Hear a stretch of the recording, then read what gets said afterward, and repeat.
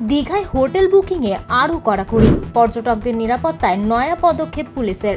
দীঘায় হোটেলগুলিকে জানিয়ে দেওয়া হয়েছে ঘর বুকিং করার সময় যথাযথ পরিচয়পত্র পুলিশের অতিথি পোর্টালে নথিভুক্ত করতে হবে।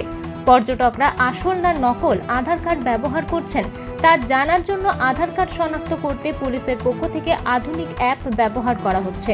সেই অ্যাপের মাধ্যমে পরিচয়পত্র আসল না নকল তা সহজেই জানা যাবে। রাজ্যের অন্যতম পর্যটন কেন্দ্র দীঘা, সেই দীঘায় প্রতিনিয়ত বাড়ছে পর্যটকদের আনাগোনা।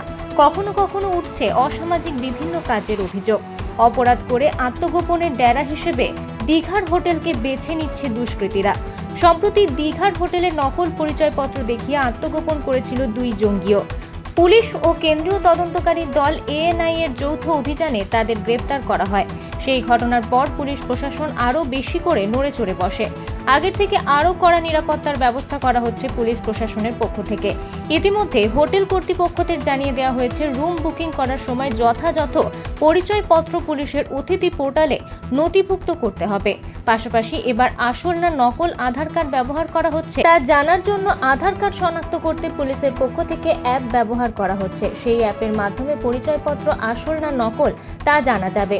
এই বিষয়ে পুলিশ আধিকারিক জানিয়েছেন, দীঘায় আগত পর্যটকদের নিরাপত্তার স্বার্থে আমরা হোটেলে আধার কার্ড শনাক্ত করার জন্য অ্যাপ ব্যবহার করছি। সেই অ্যাপের মাধ্যমে অপরাধীদের ধরতে সুবিধা হবে। ইতিমধ্যে প্রায় 100টির মতো হোটেল চিহ্নিত করা হয়েছে, যেগুলিতে অ্যাপ ব্যবহার করা হবে।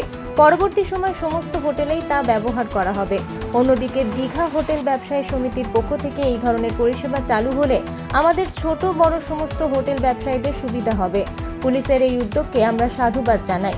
পর্যটকদের নিরাপত্তার স্বার্থে সম্প্রতি একের পর এক গুরুত্বপূর্ণ পদক্ষেপ করছে দীঘার পুলিশ প্রশাসন।